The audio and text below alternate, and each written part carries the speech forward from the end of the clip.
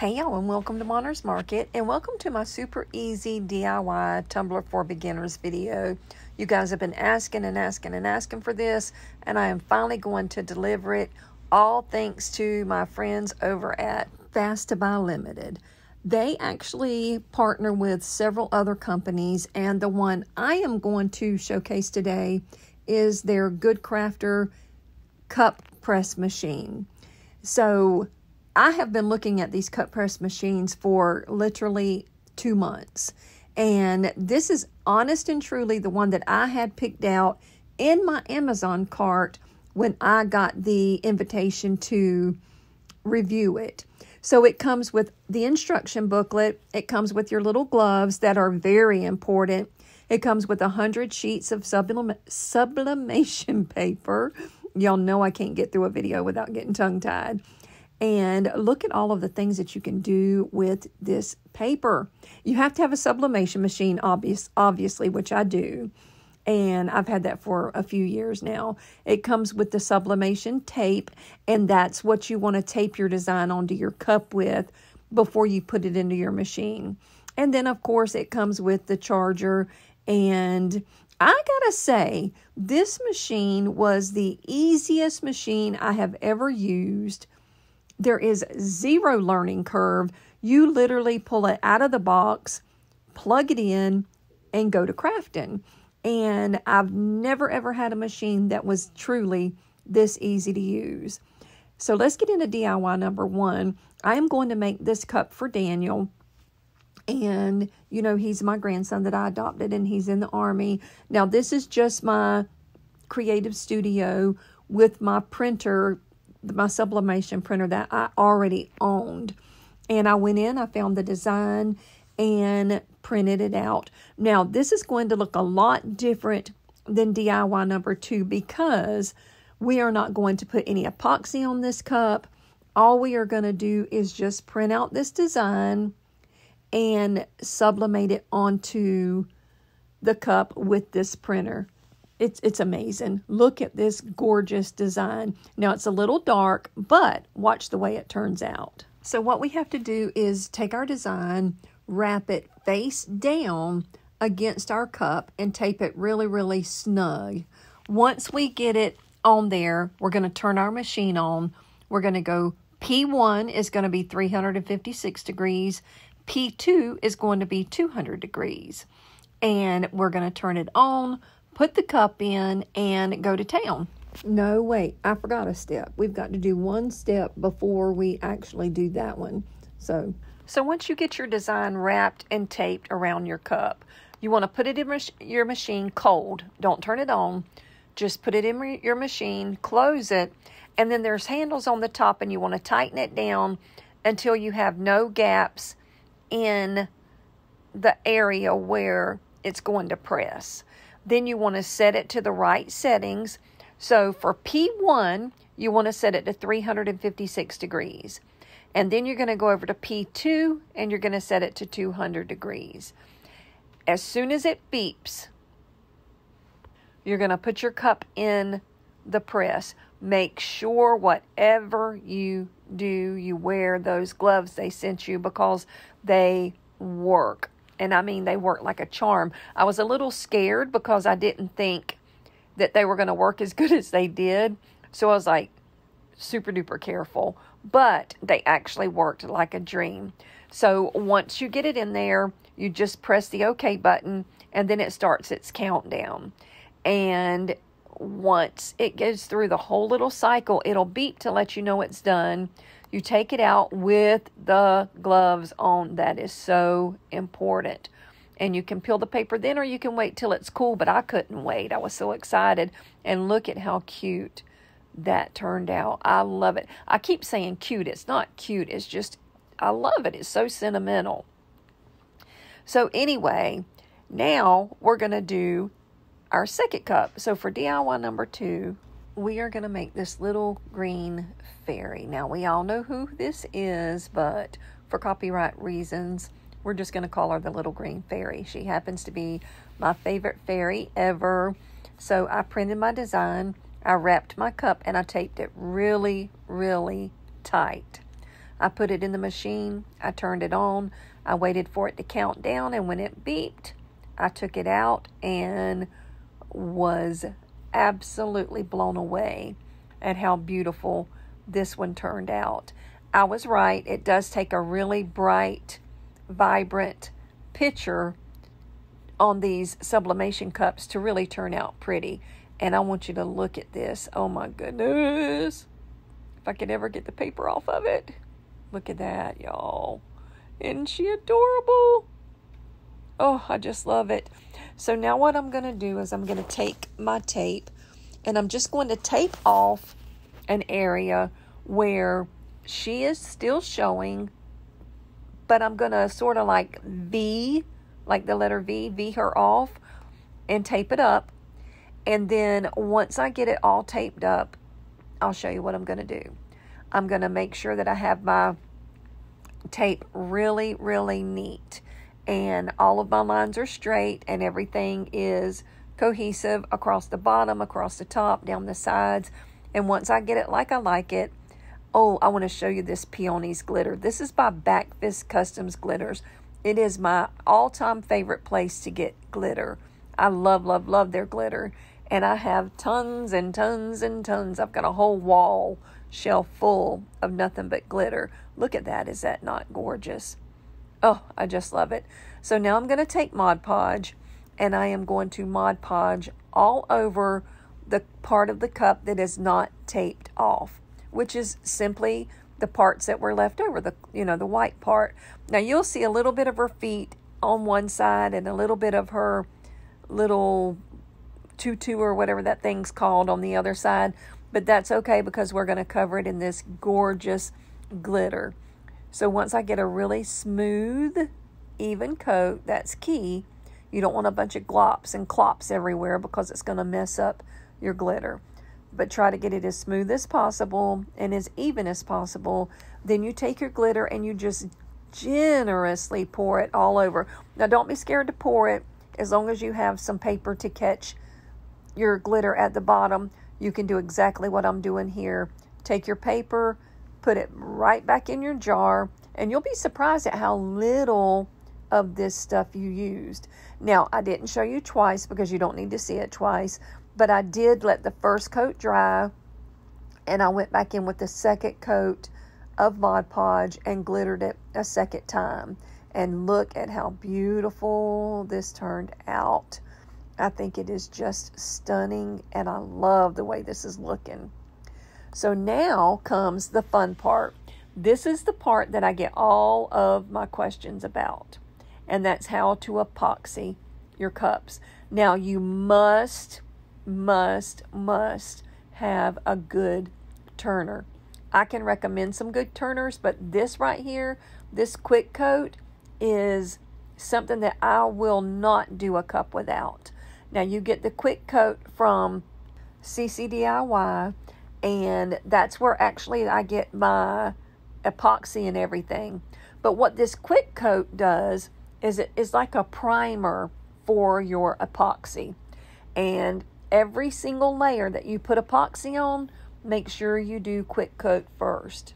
So I'm going to use the fast set. And that's because I know what I'm doing now, and I don't need to wait 12 or 15 hours for my epoxy to dry. And this fast set is not only super fast, but here in Florida, it's even faster. So where it says it's got like a 4-hour drying time, here in Florida, it only takes about an hour and a half to 2 hours.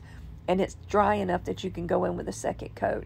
And that's what I love, because y'all know I am extremely OCD, and ain't nobody got time to wait to watch a cup just spin and spin and spin. Now, why do you need a cup spinner, a cup turner? Because epoxy is self-leveling. And as it turns, it levels itself. Now, this right here, this little sparkle stuff that I just showed you, that glitter, that is from Glitzy Girl Glitter, and it is called Opal Dust. And I just use a tiny bit on the tip end of a popsicle stick and put it down in there. And that's just going to give a little bit of glitter to not only the whole thing, but the white part that doesn't have any glitter. It's just going to give a little dust of glitter. and you'll see what I'm talking about whenever I get it mixed up. Now, the fast set, you want to mix for about 2 minutes. Don't mix it any longer than that because it's going to start hardening up on you. Not necessarily hardening up, but it starts to get hot when it starts to come together, and you're not going to be able to hold that cup for very long. So once you get it all stirred up and mixed together, put it on like you've seen. I like to take my popsicle stick and just sort of drizzle it across my cup. Now, you make sure you use gloved hands for this. Now, it looks like I'm hanging off my table, but I can assure you I am not doing this over my carpet. The angle of the camera makes it look like it's hanging off, but there's a good 3 or 4 inches of table under my cup, and I don't know why it looks like this. Anyway, once you get your first coat on and you get it smoothed out, always hit it with heat. Now, normally I would use my torch, but like I've told you in the past couple videos, my husband is building me a new office outside, or craft room, or whatever you want to call it, and all of my stuff is in a ton of buckets. So I'm using my heat gun. But what that heat does is bust all of those little tiny micro bubbles that you probably can't even see. But once it dries, you would be able to see it. And it helps to warm up your epoxy so that it can level itself out a little bit better. Anyway, those are super important steps that you want to do. And I want you to look at how beautiful. Look at the sparkle now that it has on the white part. Now, once that dries, make sure it's completely dry. You want to put it under some water and do a wet sanding. And that's because if you take your hand and you rub it around that cup, you'll feel a few little dents and bumps. And so you want to make sure you take a grit that's a high grit. This was a 180 grit. And make sure, and this is really important, that you are doing it under running water, because if not, you're just going to scratch up your cup and then it's going to look ugly. So make sure you're doing a wet sand. Get it all sanded down. Now, I like to put mine back on the turner and just hit it with my heat gun to make sure it's 100% dry. Because if there's any water or condensation under your next layer of epoxy, it's not going to cure right.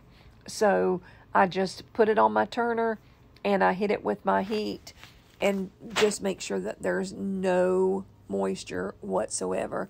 Now I'm going to do the same thing I did on the first coat, minus the glitter, the clear glitter or the opal dust. I'm just going to do just epoxy this time. So I'm going to mix it. I'm going to stir it for about 2 minutes, and then I'm going to just drizzle it all over my cup.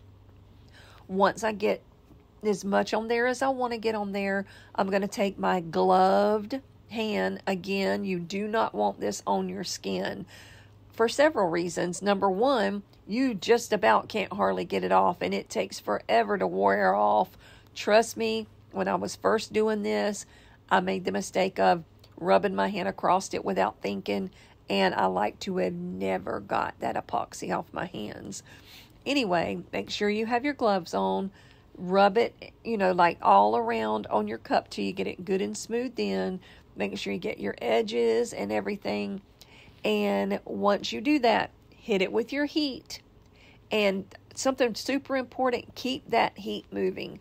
Don't put your heat gun or your torch in any one spot and just hold it there, because you will destroy your epoxy like that. And it will ruin your cup. So anyway, you want to keep the heat moving. Once you get it, pretty well leveled out, and you can see, turn the heat off and just let it spin. And this particular clip is what it looks like once it has dried the second time. Look at that smooth glass-like coating. Oh, I could just lick it. It's so stinking smooth. Anyway, so now we're going to go on to the next step for the cup. And you can choose to do this part, or you can stop right there and be done. It's totally up to you. But for me, what I want to do is add a little bit of washi tape that goes in between my pink and my white. Now, you could stop right there where you were or where we just were, and you don't have to do this step. But I think it brings it up and adds a lot more class to it. But it's totally my preference. You know, like I said, you could stop right there, especially if you are new at this and you don't feel comfortable going any further. But this is really a easy addition to your cup. You literally just lay the washi tape on and then add another layer of epoxy. Now, when we add this last layer of epoxy, what we're going to do is add a little bit more of that glitter in it that we added the first time. And I just wanted to take a little bit more time and show you. It came from Glitzy Girl Glitters. It's called Opal Dust Epoxy Additive.